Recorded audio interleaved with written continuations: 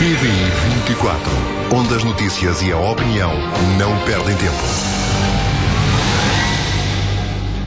Crónicas de anos de chumbo 2008-2013 é o título da obra de Eduardo Paz Ferreira, que vai ser apresentada amanhã.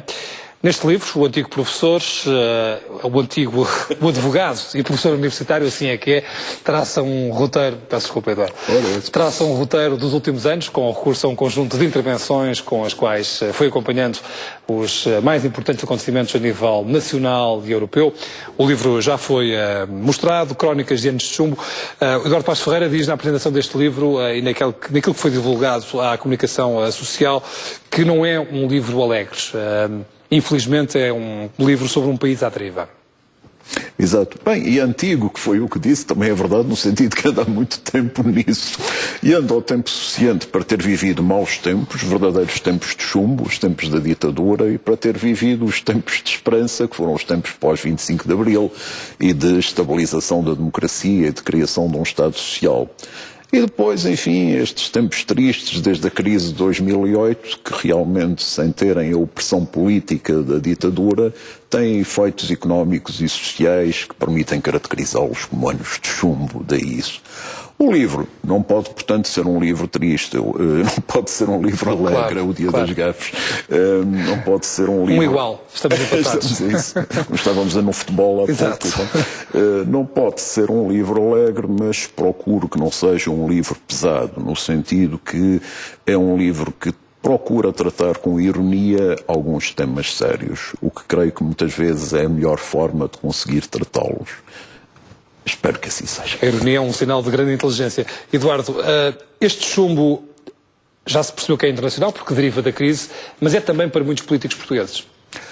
Não é um chumbo no sentido académico, não faço como o meu colega Marcelo Rebelo de Sousa de atribuir notas e chumbos. É chumbo mesmo no sentido do peso que se abate sobre as pessoas. E obviamente que esse peso é um peso que se abate no conjunto da Europa. Mesmo que alguns países, obviamente, estejam melhores, que a Alemanha esteja melhor, mas no conjunto da União Europeia os riscos são evidentes e os últimos dias têm mostrado bem.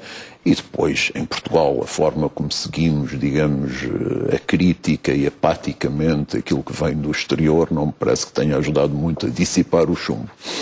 Relativamente à Europa, estamos a assistir hoje a um grave problema em Chipre, que foi resgatado, mas pior do que ser resgatado é provavelmente nas condições em que Chipre está a ser resgatado, em que há uma taxa sobre os depósitos, independentemente das poupanças de cada um dos cidadãos cipriotas. Há lá muito dinheiro russo, todos sabemos isso, mas o que acontece também com esta taxa é que cidadãos comuns que tinham as suas poupanças, o seu pequeno aforro, vão perder dinheiro.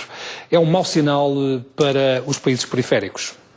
É um sinal terrível, eu diria. Repare, tem graça que no meu livro um dos capítulos chama-se A União Europeia Será Estúpida. E hoje encontrei um comentário no El País ainda mais radical, que era dizer que não se via sinais de gente inteligente na Europa. Quem está de fora a ver isso.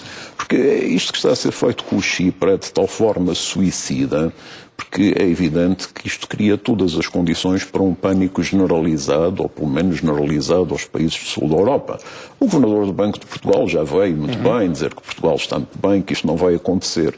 Mas as pessoas já estão de tal forma habituadas a que aquilo parece impossível ou que é garantido que não se passará se vem a passar, que há o claro risco que haja uma corrida aos bancos. E é interessante, há um antigo governador do Banco da Inglaterra que diz qualquer coisa do género. É muito irracional criar condições para uma corrida aos bancos, mas uma vez iniciada é racional entrar na corrida. Exatamente. O mais racional é ir mesmo levantar o dinheiro. É ir mesmo levantar o dinheiro.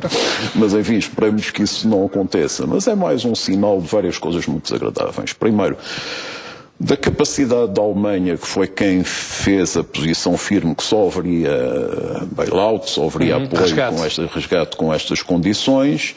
Estamos a falar de um resgate mínimo, 10 mil milhões de euros. Comparado, exatamente. Portanto, é mesmo uma demonstração de força e uma demonstração de que não queremos continuar a apoiar nada e que estamos dispostos a levar a austeridade aos extremos e o sacrifício das pessoas, incluindo as pequenas pessoas, como o Pedro Pinto dizia muito bem, os russos é como o outro, Claro. no fundo são milionários, mas os pobres cipriotas que têm as suas pequenas poupanças... A classe média normal, enfim, que tem as suas poupanças, 10 mil euros, 15 mil euros. O fundamento, justamente porque temos protegido tanto os bancos, é a ideia que é fundamental para que haja estabilidade na sociedade, para que as pessoas tenham onde deixar o seu dinheiro. Se damos este sinal que é um risco ter o dinheiro no banco, arriscamos a pagar caro. Muito, muito. Eduardo Paes Ferreira, acredita que a Europa, até às eleições alemãs, não vai mudar minimamente o seu curso e que vamos entrar numa nova turbulência do euro? Porque a ideia que tinha ficado ao longo dos últimos meses é que, a partir da chegada de Mário Draghi ao Banco Central Europeu, o euro estava seguro e, portanto, havia aqui uma ideia de estabilidade. Vamos entrar de novo numa instabilidade? A partir deste ponto de partida cipriota? Eu diria, os acontecimentos sucedem-se a uma tal velocidade que é muito difícil fazer previsões. Por exemplo, digamos, antes das eleições italianas estava tudo mais seguro do que está hoje. Porque o Beppe Grillo é um comediante. Claro. Mas por meio disso disse uma coisa certa, que é, na prática, a Itália já está fora do euro. Está só à espera que a deixem cair estrondosamente. E não sei se os sinais que se estão a acumular não são que, de facto, voltou a aparecer a ideia de que talvez seja melhor não continuar um euro com estes países fracos. Não sei. É verdade que antes das eleições alemãs será difícil tomar grandes decisões, mas os factos e a falta de jeito, eu diria, com que a União Europeia está a lidar com eles pode determinar qualquer coisa de muito estranho. Aliás, têm sucedido as críticas, como sabes, designadamente ao Olli Rehn, que tem sido um desastre. De facto, é o responsável pelo falhanço de todas as previsões. Há mais quem falhe e outras previsões que são falhadas, mas as dele são espantosas. O Krugman fez duas coisas muito pesadas sobre ele, aquele do Reign of Terror. Sabe que o Samuelson tinha uma frase histórica que dizia se querem ser economistas e vos pedirem previsões, não façam previsões. Mas se fizerem previsões, façam muitas. Pois, provavelmente é isso que faz passar entre a chuva. São tantas que as pessoas já se habituaram à ideia que as previsões económicas não são para levar muito a sério. Eduardo Paes Ferreira, relativamente a estes anos de chumbo e relativamente a Portugal, o que é que podemos esperar 2013, 2018, olhando aqui para 5 anos mais à frente? É óbvio que eu gostaria de dizer que podemos esperar coisas muito boas, mas sei que não vamos esperar coisas muito boas.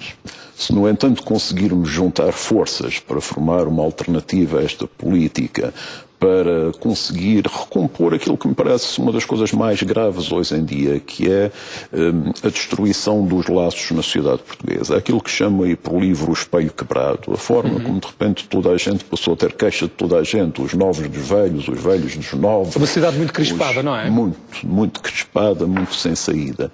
Portanto, é preciso haver qualquer solução para voltar a conseguir que as pessoas sintam um projeto comum e sintam que há uma esperança. Porque senão em 2018 os anos não sei de que serão, mas será um chumbo ainda mais pesado.